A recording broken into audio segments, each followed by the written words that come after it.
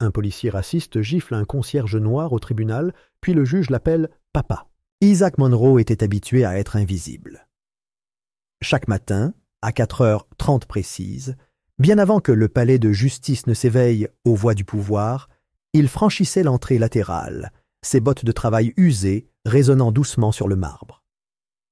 Il se déplaçait avec une précision silencieuse, comme si le bâtiment était un espace sacré que lui seul comprenait. Sa serpillière et son seau roulaient à ses côtés tels de fidèles compagnons, les roues grinçant tous les quelques mètres en signe de protestation. Personne ne le saluait. Personne ne s'arrêtait pour lui dire bonjour ou s'enquérir de son week-end. Il passait devant des portraits de juges dans des cadres dorés, les yeux fixés au sol comme des sentinelles du système, tandis que lui gardaient les yeux rivés au sol, nettoyant ce que les autres laissaient derrière eux. Le palais de justice brillait au lever du soleil, et c'était grâce à Isaac. Il balayait chaque recoin, astiquait chaque balustrade en laiton et redressait les drapeaux derrière chaque banc de juges comme si cela avait de l'importance, car pour lui, c'était le cas. L'ordre avait une signification pour Isaac Monroe. Il donnait forme à un monde qui lui avait beaucoup pris et peu rendu. Il nettoyait les mêmes sols carrelés que les chaussures cirées déferlaient des heures plus tard, là où les avocats débattaient et les jurés chuchotaient, là où se prenèrent des décisions qui façonnèrent des vies. Et pourtant, malgré toute l'importance qui transparaissait dans le bâtiment, Isaac restait une ombre en arrière-plan. C'était l'homme que les gens frôlaient sans jamais vraiment voir. Il ne se plaignait pas. À 52 ans, sa vie lui avait appris à rester immobile et à endurer. Il n'était pas allé à l'université, n'avait pas porté de costume, mais chaque jour, pendant ses pauses déjeuner, il s'asseyait dans le placard et lisait les dossiers que des greffiers négligents jetaient à la poubelle. Il mémorisait des noms, des schémas, des arguments. Le droit le fascinait, non pas par son vocabulaire, mais par son poids, ce qu'il pouvait faire. Comment il pouvait sauver quelqu'un ou le briser. Il se demandait souvent ce qui serait arrivé si quelqu'un comme lui en avait su davantage du vivant de son fils, Darren. Darren était mort en famille d'accueil 10 ans plus tôt, d'une crise d'épilepsie. C'est ce que disait le rapport officiel.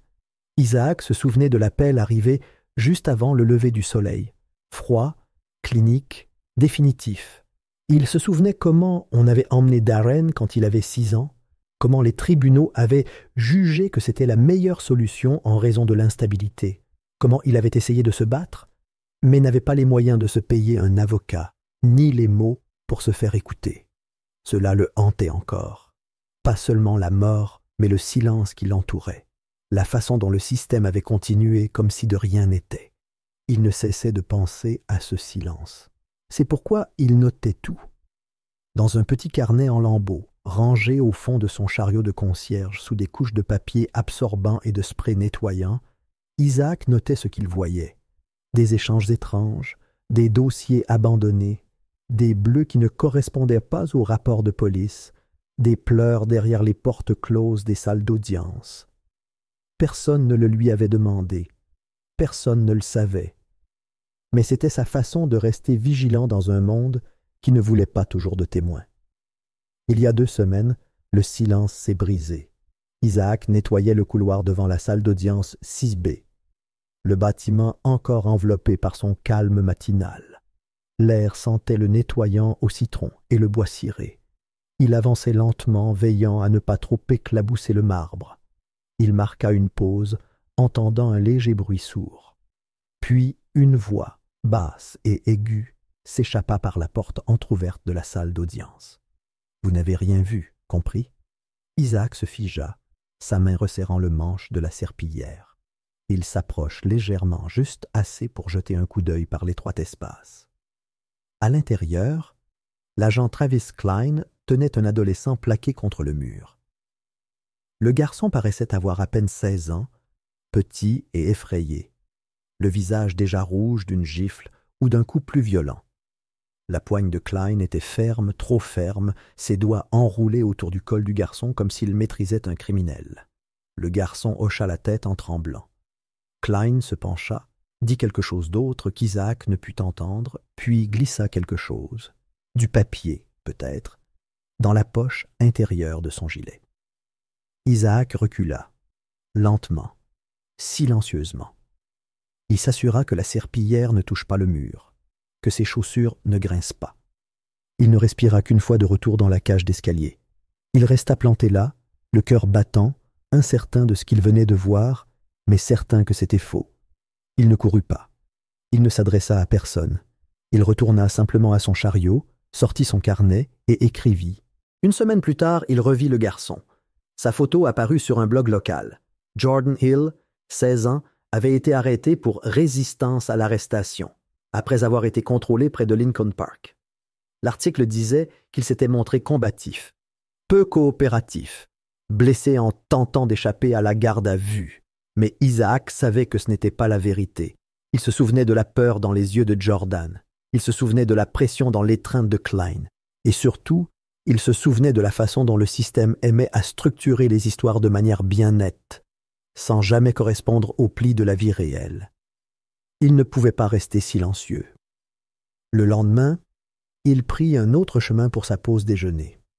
Au lieu d'aller au débarras, il se rendit à 2 pâtés de maison plus loin, dans un petit café où une jeune femme nommée Rachel Kim travaillait parfois sur son ordinateur portable. Il l'avait déjà vue, interviewant des gens, griffonnant des notes, écoutant toujours plus qu'elle ne parlait. Elle travaillait pour un journal local. Il s'approcha d'elle doucement, incertain de sa voix, mais certain de ce qu'il avait à dire. Il ne lui dit pas tout d'un coup, juste assez. Assez pour qu'elle le prenne au sérieux. Assez pour qu'elle se penche et pose des questions. Elle le mit en contact avec une équipe d'aide juridique. Des gens qui le regardaient avec un respect prudent, se demandant comment un concierge avait pu voir ce que d'autres avaient manqué. Mais ils écoutèrent. Ils lurent ses notes, et lorsqu'ils trouvèrent le garçon, Jordan, encore en convalescence après des contusions et des fractures, toujours effrayé à l'idée de parler, ils comprirent. En quelques jours, Isaac reçut une assignation à comparaître. Pas comme accusé, pas comme observateur, mais comme témoin. Le matin où il l'a reçue, il resta longtemps debout au bord de son lit, la lettre tremblante dans ses mains. Elle lui semblait plus lourde que n'importe quel manche de serpillière qu'il avait jamais tenu.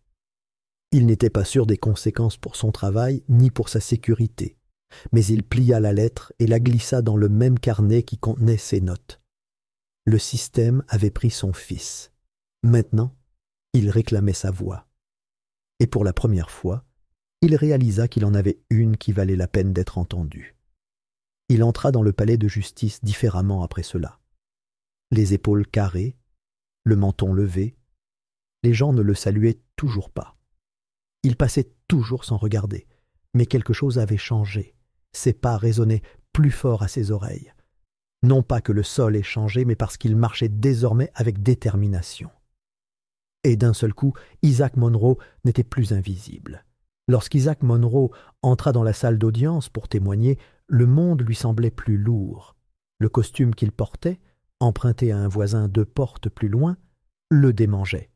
Non pas parce qu'il ne lui allait pas, mais parce qu'il ne correspondait pas à sa personnalité. Pourtant, il marchait la tête haute.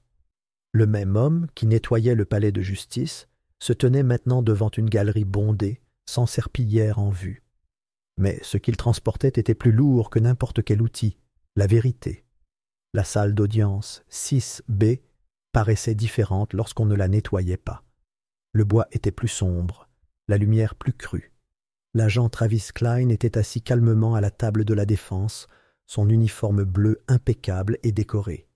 Il avait les bras croisés sur la poitrine et son regard était froid, indéchiffrable. À ses côtés se trouvait un avocat de la défense au discours mielleux, les cheveux lissés en arrière et un sourire narquois. Quelqu'un qui payait clairement cher pour faire passer le doute pour un fait avéré. À son banc siégeait le juge Nathaniel Carr, un homme connu pour sa loyauté discrète envers son insigne. Son dossier affichait une constante. Les forces de l'ordre n'avaient presque jamais tort à ses yeux. Cette réputation planait lourdement. plus lourde que le silence qui enveloppait la salle d'audience, alors qu'Isaac s'approchait de la barre des témoins. Rachel Kim, assise juste derrière lui à la table des plaignants, se pencha et murmura des encouragements. Ses mots étaient doux, fermes, comme une corde lancée au-dessus d'une rivière. Isaac s'y accrocha silencieusement. Dis simplement la vérité. C'était ce qu'elle lui avait dit la veille.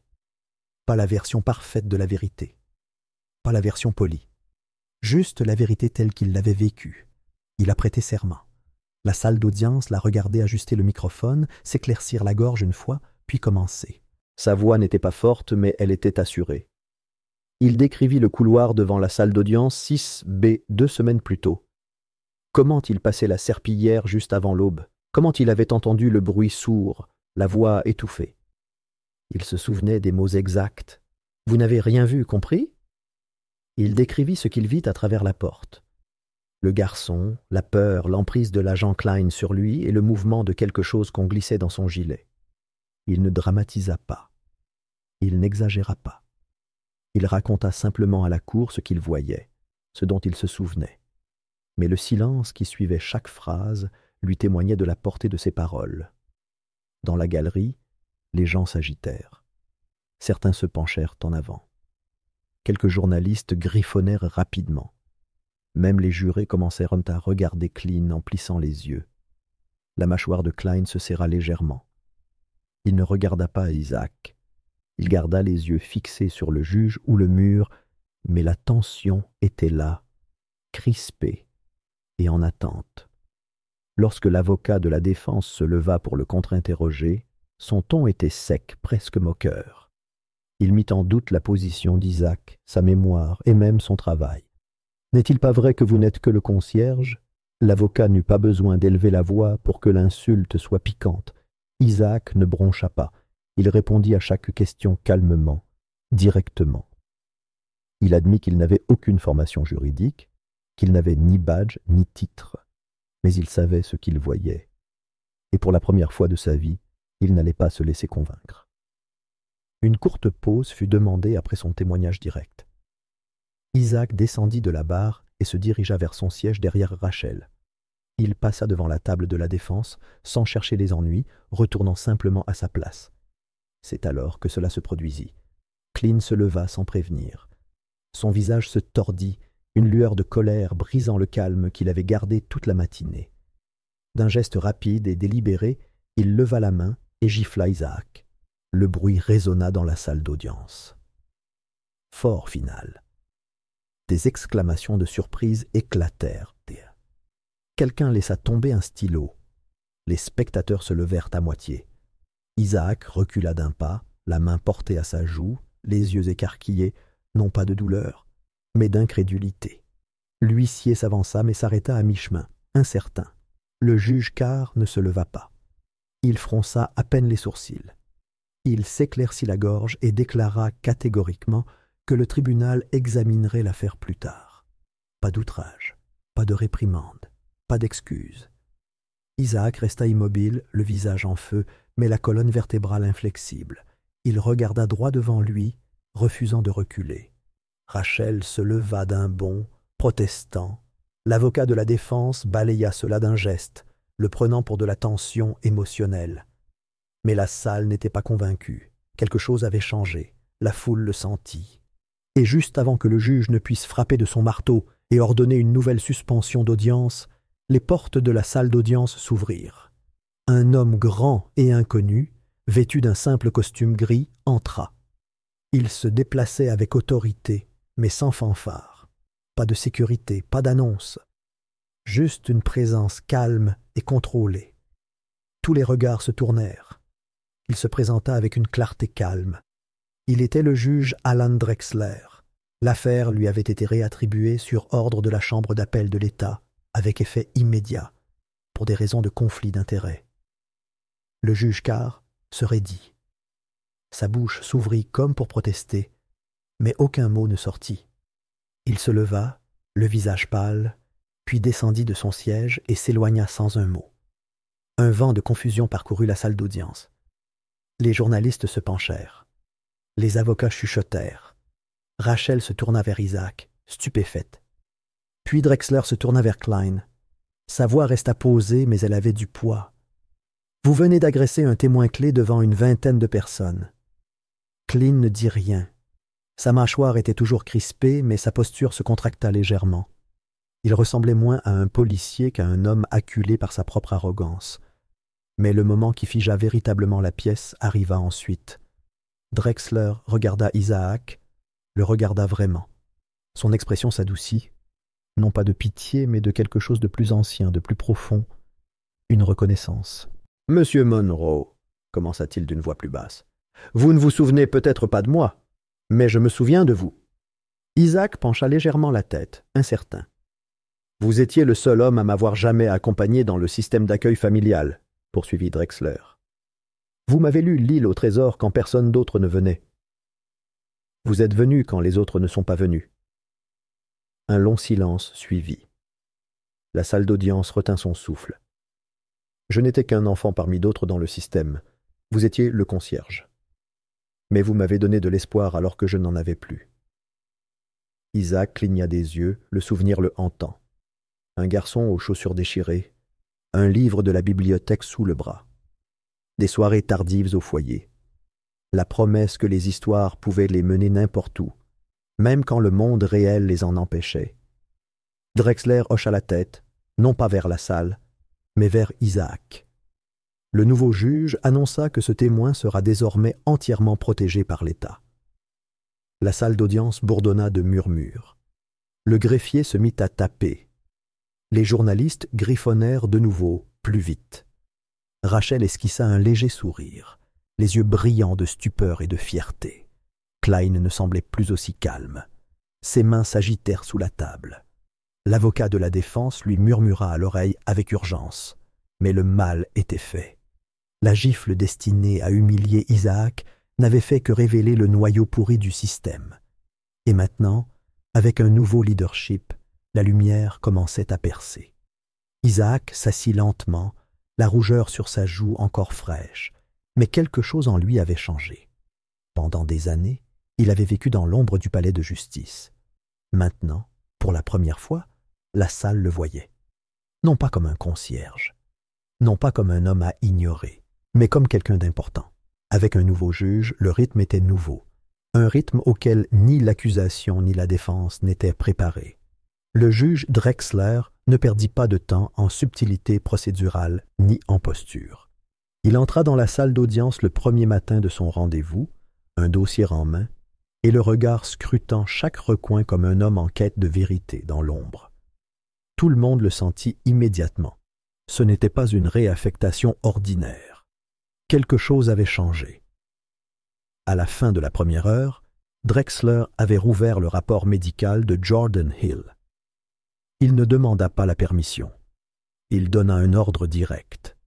Un silence tendu s'abattit sur la salle lorsque le greffier déverrouilla le dossier scellé. À l'intérieur se trouvaient des scanners de la nuit de son admission à l'hôpital général du comté de Monroe, de profondes contusions le long de la cage thoracique, un poignet fracturé, un gonflement autour du cou. Les notes initiales du médecin urgentiste décrivaient des blessures défensives. La date et l'heure correspondaient au moment où Jordan avait prétendument résisté à l'arrestation. Mais Drexler ne s'arrêta pas là.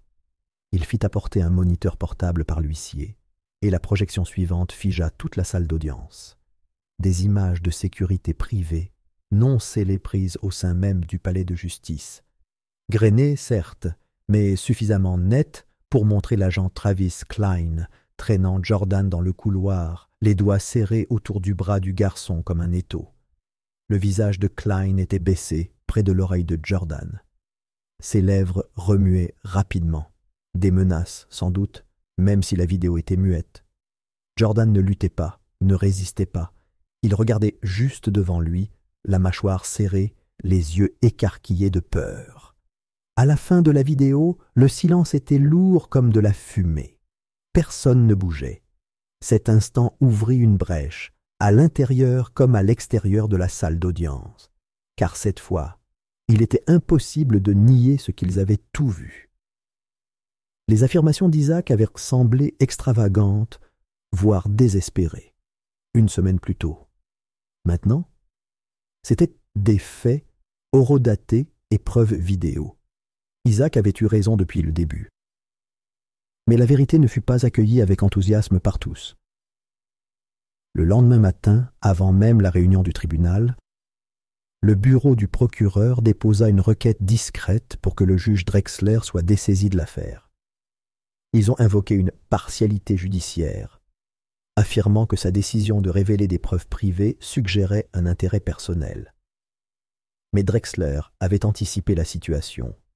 Il s'était préparé, s'appuyant sur des précédents, et lorsqu'il a rejeté la requête publiquement depuis le banc, il l'a faite avec une autorité sereine. Sa voix est restée ferme. Ses mots ont eu un impact considérable. Il n'allait nulle part. Et puis, survint le flashback qui a tout changé. 2 semaines plus tôt, enfoui au fond des archives du sous-sol du palais de justice du comté de Monroe, un dossier scellé avait été effacé du système d'archivage numérique. Disparu. Plus aucune trace dans les registres habituels, plus aucune trace d'accès, sauf une chose, une sauvegarde automatique déclenchée par un transfert de fichiers, tard dans la nuit, programmé exactement 20 minutes avant qu'Isaac n'entende Klein menacer Jordan. Ce timing n'était pas une coïncidence. Le dossier? Il s'agissait d'un rapport d'enquête interne détaillant les plaintes pour usage excessif de la force déposées contre 3 policiers, dont Klein. L'auteur de ce rapport était un juge à la retraite, Ellis Carr, un nom autrefois murmuré avec révérence qui refait surface aujourd'hui tel un fantôme aux affaires inachevées. Ellis Carr était également le père de Nathaniel Carr, le même juge Carr qui s'était récusé sous la pression croissante quelques jours plus tôt. Un père protégeant un fils, un juge protégeant un système de l'intérieur. Lorsque Drexler lut ce nom à voix haute au tribunal, des exclamations de surprise résonnèrent dans la salle. Les journalistes se précipitèrent pour le vérifier. Les murs du palais de justice semblaient se resserrer, tandis que les rumeurs se transformaient en accusations. Ce qui avait été considéré comme une nouvelle affaire de mauvaise conduite judiciaire ressemblait désormais davantage à une opération systémique. Le rapport du juge à la retraite décrivait des tendances détaillées, plaintes ignorées, dossiers enterrés, images de surveillance discrètement supprimées, et enfants, des garçons noirs, pour la plupart, transférés dans des centres de détention pour mineurs à un rythme alarmant. Mais ce qui a véritablement déclenché la tempête, c'est la suite. Drexler n'a pas laissé retomber l'enthousiasme. Il a nommé un enquêteur spécial avec une habilitation fédérale, quelqu'un extérieur au comté de Monroe, quelqu'un épargné par la corruption silencieuse qui s'était installée au fil des ans. Et ce que cette enquête a révélé était stupéfiant. Il y avait bien une tendance. Jordan Hill n'était pas le premier. Il était juste celui qui avait survécu assez longtemps pour parler. En 6 ans, 32 adolescents noirs avaient été arrêtés pour des accusations vagues. Troubles à l'ordre public, résistance à l'arrestation, dégradation de biens. Nombre de ces accusations n'ont jamais été portées devant les tribunaux. Les garçons ont été envoyés dans des centres privés pour mineurs grâce à des accords secrets ou à des programmes de déjudiciarisation. Mais le hic, c'était que ces centres appartenaient à une entreprise dont le comité d'action politique avait largement contribué à plusieurs campagnes locales, notamment au fonds de réélection de Nathaniel Carr. Des noms ont été listés, des liens ont été établis, des reçus ont suivi. La salle d'audience s'est transformée du jour au lendemain. Ce n'était plus seulement un procès. C'était un règlement de compte. Les manifestants sont revenus par vagues, cette fois avec des pancartes portant les noms et les visages des garçons dont les histoires avaient été étouffées. Des quarts de journalistes locaux ont campé devant. Les médias nationaux ont rapidement suivi. Les hashtags ont inondé les réseaux sociaux. Le pays avait déjà connu des histoires comme celle-ci, mais maintenant, ils avaient une vidéo, des documents et un garçon assez courageux pour parler. Pendant tout ce temps, Klein était assis à la table de la défense avec le même sourire narquois qu'il arborait depuis le début. comme s'il savait quelque chose que les autres ignoraient, comme s'il croyait que tout cela finirait par s'arranger. Il portait son uniforme comme un bouclier, son silence comme une arme. Mais même sa confiance commença à s'effriter sous la pression croissante de Drexler. Des assignations à comparaître furent émises. Des témoins furent appelés. Une deuxième vidéo apparut. Des images de caméras corporelles mal identifiées. On y voyait Cline maîtriser un élève avec une force excessive devant le lycée de Monroe un an plus tôt. L'élève, un adolescent de 14 ans prénommé Jamari, avait porté plainte. L'affaire avait été résolue en interne, disait le rapport. L'atmosphère dans la salle d'audience s'épaissit d'heure en heure. Et juste au moment où l'affaire semblait ne plus pouvoir s'alourdir, Drexler fit un dernier geste qu'aucun d'eux n'avait vu venir. Il appela un témoin surprise. La porte s'ouvrit lentement et Jordan Hill entra. Il était plus maigre qu'avant, son bras toujours en écharpe, des bandages visibles sous sa chemise. Sa mère marchait derrière lui, les mains tremblantes serrant un mouchoir. Toutes les têtes se tournèrent. Les journalistes se penchèrent en avant. Cline perdit enfin son sourire. Jordan ne regarda pas la foule. Il se dirigea droit vers la barre, monta lentement et s'assit avec effort. Pendant un instant, il resta silencieux. La salle d'audience. Et puis, d'une voix posée mais fatiguée, Jordan commença. Il parla du jour où c'était arrivé. Il rentrait chez lui après l'école quand Cline s'était approché, l'accusant d'avoir vandalisé un mur à 3 pâtés de maison. Jordan avait nié. Il y avait des témoins. Il n'avait jamais mis les pieds dans cette ruelle. Mais peu importait. Cline l'avait attrapé, plaqué contre la voiture de police et avait serré les menottes trop fort. Quand Jordan avait crié, Cline avait murmuré des menaces, des mots destinés à réduire au silence. Des mots que Jordan ne pourrait jamais oublier. Il parla du trajet jusqu'au tribunal. Comment Cline avait éteint la caméra embarquée, s'était garé dans une ruelle et l'avait fait asseoir en silence pendant 20 minutes. Aucune accusation ne lui avait été expliquée, aucun droit ne lui avait été lu. Juste le silence et le claquement sourd des portières de la voiture qui se verrouillaient. Et puis, il décrivit le couloir. Comment Cline l'avait traîné de force, lui avait dit de se taire, sinon les choses empireraient. Jordan l'avait cru. Il pensait que personne ne l'écouterait, que le monde lui tournerait le dos comme toujours. Mais Jordan ne s'arrêta pas là. Il raconta les nuits blanches qui suivirent, le poids de savoir qu'on ne le croirait peut-être jamais, la peur des représailles, la honte d'être traité de menteur alors qu'il avait dit la vérité. Et puis, il regarda Isaac droit dans les yeux. La voix du garçon trembla, une seule fois. « Tu m'as cru », dit Jordan doucement, alors que personne d'autre ne l'a fait. Un silence s'abattit sur la salle d'audience, plus profond qu'auparavant. Même Cline se détourna. Il n'y avait aucune indignation dans le ton de Jordan, aucune colère. Juste une vérité discrète, celle qu'on ne peut enterrer. Drexler ne parla pas. Il n'en avait pas besoin. La vérité avait parlé d'elle-même. Le dernier jour du procès, les places étaient pleines à craquer. Dès l'ouverture des portes du tribunal, l'air était électrique, vibrant du bourdonnement de l'anticipation et de la tension d'une respiration longuement retenue. Dehors, la foule s'étendait sur des pâtés de maisons.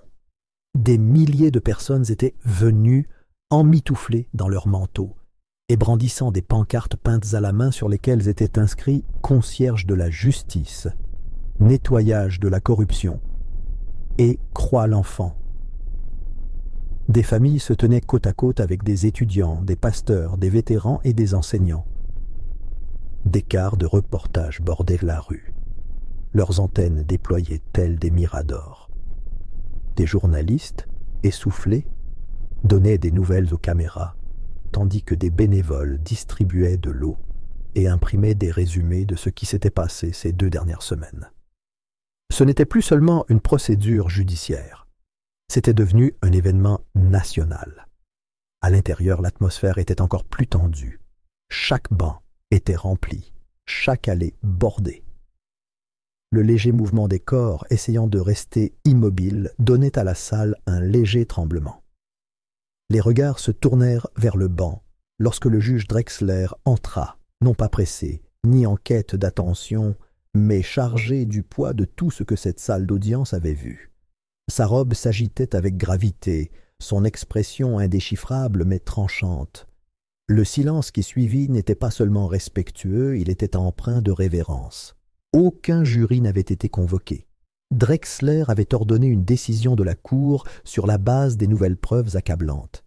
La défense avait objecté, invoquant la procédure régulière, mais cette objection n'avait pas résisté à la tempête des enquêteurs fédéraux qui surveillaient désormais de près.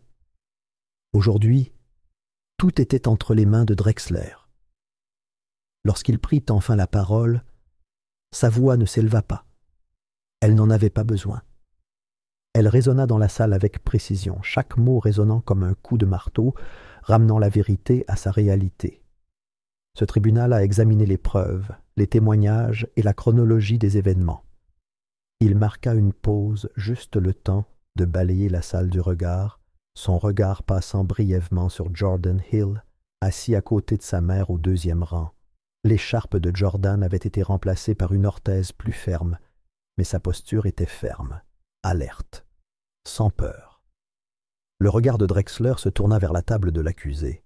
« Agent Travis Klein, poursuivit-il, vous êtes par la présente accusé de parjure, de falsification de preuves, d'intimidation de témoins et d'agression. » La salle explosa, non pas de chaos, mais de libération collective. Un halètement, suivi d'applaudissements stupéfaits, puis de cris dans la galerie. Mais l'instant qui suivit allait être rediffusé des centaines de fois à la télévision nationale. L'huissier s'avança et claqua des menottes froides sur les poignets de Klein. L'officier qui autrefois aboyait des ordres se tenait maintenant immobile, le regard perdu. Son sourire narquois avait dit « Mais Drexler n'avait pas terminé. » Il ajusta légèrement le microphone, puis se détourna de la table de la défense pour se diriger vers la galerie. Le changement était léger, mais intentionnel. La salle se tut à nouveau, l'impatience reprenant. « Cette affaire, dit-il, ne concerne pas un seul policier. Il s'agit d'une culture du silence, une structure qui a laissé les fautes professionnelles s'envenimer, un tribunal qui a privilégié sa réputation à la justice. » Il marqua une pause, et lorsqu'il reprit la parole, son ton devint plus grave. « Une enquête interne sera immédiatement ouverte contre ceux qui, au sein de ce tribunal, ont permis à ces abus de se poursuivre, y compris l'ancien juge Nathaniel Carr. » Des exclamations de surprise retentirent à nouveau. Des téléphones sonnèrent, des notes griffonnées. Le nom de Carr n'était pas seulement symbolique, il représentait la lignée, l'autorité et une dynastie juridique qui avait régné sur le comté de Monroe pendant plus d'une génération. Maintenant, il était directement cité dans une enquête pour corruption, et cette fois, personne ne pouvait effacer les dossiers. Le regard du juge se posa sur un homme dans la foule, Isaac. Il se tenait au fond, près du mur, où il avait passé d'innombrables nuits à nettoyer les sols, après que tout le monde soit rentré chez lui. Il n'était pas habillé pour être sous les projecteurs. Juste une veste simple, un badge d'identité délavé accroché à sa chemise. Mais ses épaules étaient carrées, son regard fixe. Il ne bougea pas, ne scia pas, sous le regard de Drexler. « Vous étiez autrefois l'homme qui nettoyait nos sols, » dit le juge, chaque mot ayant un poids bien au-delà des murs de la salle d'audience. « Maintenant, vous avez contribué à assainir notre système. » Il n'y eut pas de rugissement cette fois, juste le silence, le respect. Isaac ne sourit pas, il ne s'effondra pas. Il hocha simplement la tête, doucement, avec dignité, comme un homme qui avait fait ce qu'il fallait et qui n'avait aucun intérêt à célébrer. À l'extérieur de la salle d'audience, les journalistes se ruèrent vers les sorties, impatients de faire les gros titres. Les micros crépitèrent. Les présentateurs commencèrent à parler à voix basse, pressante. Les caméras se tournèrent vers les portes d'entrée, comme si elles attendaient la prochaine personne qui sortirait. La rue, toujours pleine de manifestants et de sympathisants, s'agitait. La nouvelle se répandait rapidement, mais Isaac ne s'avança pas vers les caméras. Il ne se joignit pas à la foule et ne s'attarda pas près des journalistes. Au lieu de cela, il retourna vers le couloir qui menait au local de rangement du concierge. Un seau à serpillière l'attendait toujours, comme chaque jour. Le procès avait peut-être tout bouleversé autour de lui, mais certaines tâches subsistaient. Il rassembla ses affaires sans tambour ni trompette. Personne ne lui donna d'ordre. Personne ne lui dit de partir. Il bougea parce que c'était ce qu'il avait toujours fait, discrètement, sûrement, sans se plaindre. Et pourtant, quelque chose avait changé. Alors qu'il poussait le seau à serpillière dans le couloir, les roues grinçant doucement contre le sol, toutes les têtes dans le couloir se tournèrent pour le regarder. Non pas par amusement ou par pitié, mais par reconnaissance. Pour la première fois, ils le voyaient vraiment. Ils virent l'homme qui avait balayé les recoins que personne d'autre ne remarquait, qui s'était arrêté pour écouter quand les autres passaient précipitamment, qui avait vu l'injustice et refusé de détourner le regard. Un homme qui avait été frappé par le doute, par le pouvoir, par le poids d'un système trop fier pour admettre son échec, et qui avait pourtant choisi de se tenir debout. En cette simple promenade dans le couloir, Isaac devint plus qu'un simple concierge. Il devint un symbole, non pas par désir, mais parce qu'il l'avait mérité, par la patience, par le courage, par la force tranquille de quelqu'un qui savait que la vérité, aussi douce soit-elle, pouvait encore percer la pierre. La lumière du soleil des fenêtres du fond se répandait sur le sol en traînées dorées, tandis qu'il faisait avancer le seau. Elle s'accrocha au bord de ses chaussures, aux manches de la serpillière et aux épaules d'un homme désormais invisible. Il n'y avait plus de chants, plus de slogans, juste le bourdonnement d'un palais de justice qui commençait à s'éveiller. Les officiers s'écartèrent, les greffiers baissèrent les yeux, et quelque part derrière lui, un enfant murmura son nom. Pendant des années, Isaac avait travaillé en silence. À présent, son silence était plus éloquent que n'importe quel discours. Le système qu'il avait autrefois considéré comme un arrière-plan se retrouvait face à lui-même, face à son endurance. Et lorsque les portes à double battant du couloir arrière se refermèrent derrière lui, il n'y eut ni rappel, ni applaudissement. Seul le bruit de pas s'estompait, et la certitude que quelque chose